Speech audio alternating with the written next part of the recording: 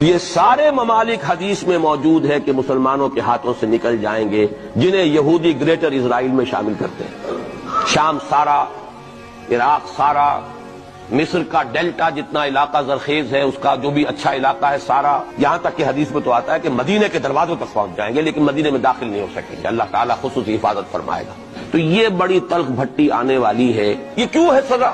سزا اس لیے ہے کہ ہم نے اسلام سے بے وفائی کی، سیدھی بات ہے۔